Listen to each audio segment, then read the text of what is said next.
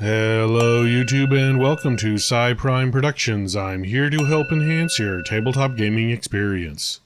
If you're new here, I'm a channel that focuses on Paizo tabletop role-playing games like Pathfinder and Starfinder.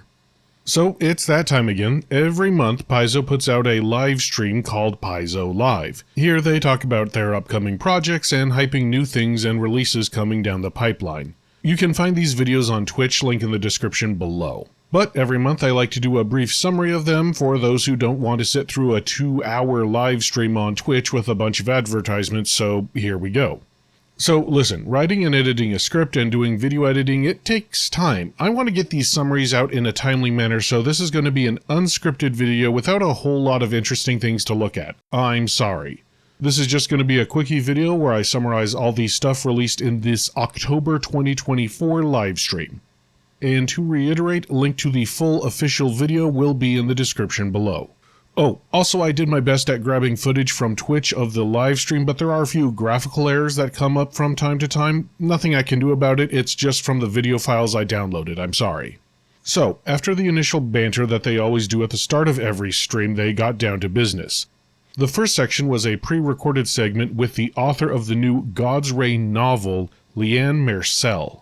God's Reign is a novel based on the death of Gorm and kicks off the War of Immortals bookline. The book is roughly 100,000 words long, they said, and they talked about the writing process, which is good for writing nerds like me. Little known fact, I actually have an undergraduate degree in creative writing. God's Reign features several of the iconics and includes cameos from the two new iconics, the iconic of the Exemplar and Animist. Fun side note, the chapters of this book feature different character viewpoints, and to denote this, they have different symbols at the start of every chapter. So, Amiri's sword for Amiri, Marishel's daggers, Ezran's spellbook and cane, and Kyra's holy symbol.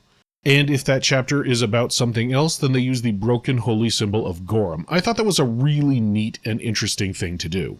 The author said it was hard to write for the four main iconics, that is, Amiri, Kyra, Marishel, and Ezran, because so many people have different ideas about what their personalities are like, plus they've already been written about before in things like the Dynamite comics. The author said that she got to explore a lot of the inner monologues and inner workings of the iconics, and that sounds pretty fun to me. They also explained why these specific iconics were chosen. Because Kira has the closest relationship to any deity, she was chosen as kind of the main viewpoint character, and then they of course had to include her wife, Marisiel.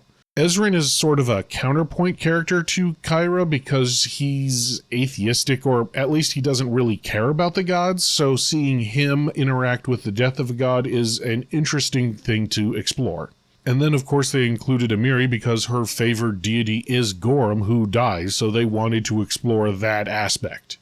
The book will come out with an audiobook version narrated by a person who is native to the Middle East. They didn't give out her exact name, but they wanted to have a person with a Middle Eastern accent because Kyra is from Paizo Fantasy Middle East, so they wanted to do that. There are two villains in the book that we have images for. It kind of sounded like the dude on the left is some sort of manipulator. He tries to aim the person on the right to fix his problems. The person on the right was described by the author herself as a ball of destructive energy loosely confined in rags. Sounds like this person got hit with a droplet of God's Reign and has some sort of God spark and is going crazy with the power. There was an ad for God's Reign at the end of the segment, and that reconfirms that the basic plot of the story is that the God's Reign event threatens to wake up Rovagug, super destruction deity that's at the center of Galarian, and the party has to stop that. The second part of the livestream is about Lost Omens Divine Mysteries, this book coming up in November. It has updated deity stats for a lot of the gods in Pathfinder Remaster terms, as well as having new character options and many new gods, so you are getting new content here. They sort of played a game during the stream where they revealed 13 new deities, and the Twitch audience voted on which of the deities to do a little bit of a deep dive into. The first one they did was Aelith. By the way, they said that the label is wrong in this photo and that it should be Aelith with a TH. She is a good aligned deity of darkness and shadow. She's like the patron to Night Watchmen and stuff. A lot of her stuff revolves around being able to find good things in the shadows as well as bad things. Interesting note, I had a Starfinder 1st Edition mystic that kind of worked like this. He was a shadow mystic, but it was all about like, you heal when you sleep at night, and also you can find good things, and the night can protect you from predators, that kind of thing. I've long really wanted a fun nighttime deity, and this sounds like it. The next round of voting was all about combat-centric deities. This deity here was kind of soft confirmed to be the new deity for Olok, the old Pathfinder 1st Edition War Priest of Gorum, but the voting actually chose this deity. Kaldamesh is a god of honorable use of firearms. He actually invented the star guns from Arcadia and realized how dangerous they were and formed a set of rules about how to use them honorably and responsibly. He's the god of honorable and responsible combat, god for good-lined gunslingers, that sort of thing. He's kind of the god of the good guy gunslinger drifter trope. Next up was chosen this deity. His name is Apuk. He is the god of death, destruction, and the moon, and he rules Jabalba? I'm sorry, I can't pronounce it. He's the god of Sikil, who are fallen, corrupted psychopomps, and enjoys making people paranoid and fearful in life so that when they die, their souls are sent to his realm by Pharasma. Kinda seems like he's trying to cheat the system, but whatever. His clerics must sanctify unholy, by the way.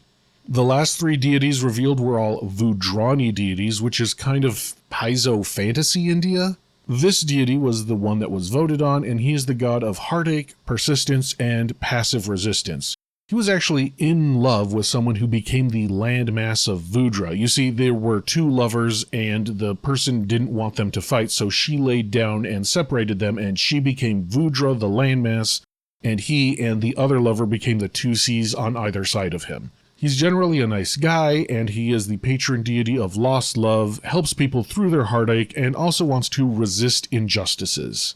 Finally, they talked about the new Battle Harbinger class archetype for the cleric. This is a much more martial-based cleric, even more martial than the war priest. It has reduced spellcasting and better martial ability, but they did not expand on the mechanics. They did say that Battle Harbingers, instead of having divine font, have these things called battle auras. Each battle aura is either Bless, Bane, or new spells called Benediction or Malediction, which increase or decrease AC.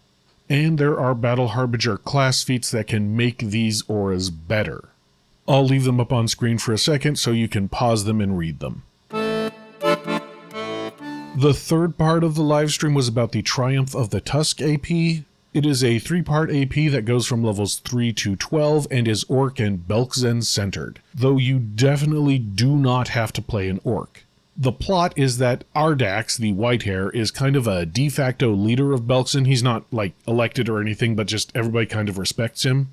And he wants to kind of rehab the Orc and Belkzen's public image. So the start of the AP takes place during the Flood Truce, where much of Belkzen gets flooded and the Orcs stop warring with each other and kind of make peace so they can all live on what little land there is that isn't flooded during this time.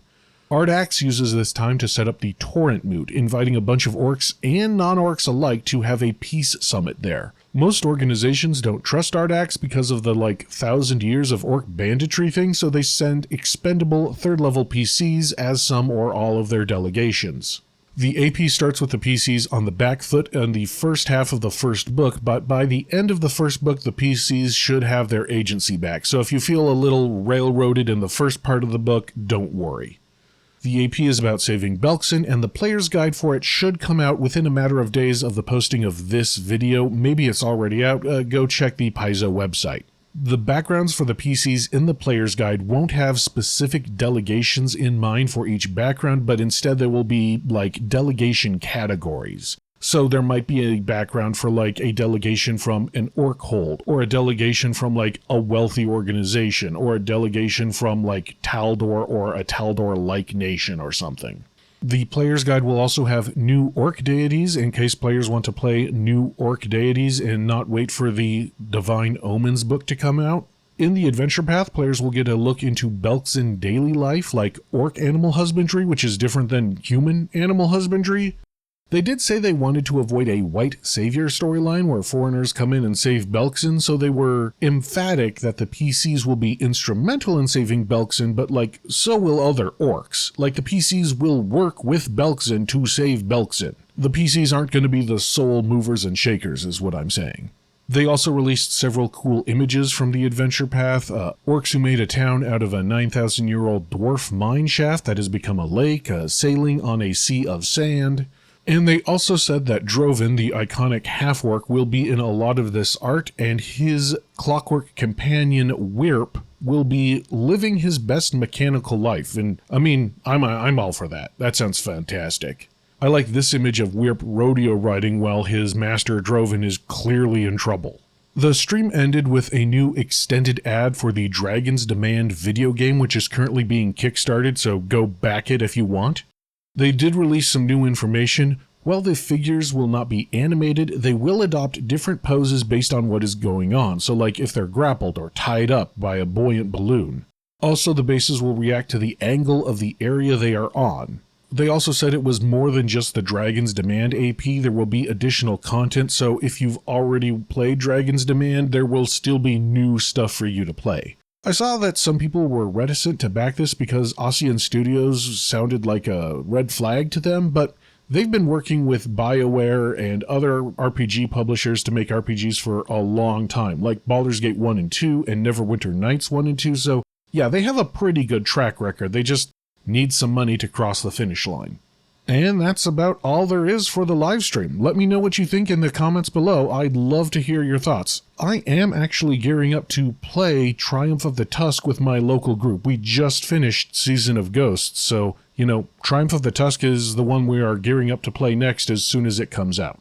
So I was really interested to hear all of the new Triumph of the Tusk information, but let me know what you think in the comments below. And as always, while you're down in the comments, make sure to like and subscribe. That tells not only me, but also YouTube that you like this kind of content and would like to see more. And until next time, thank you, good luck, and happy gaming!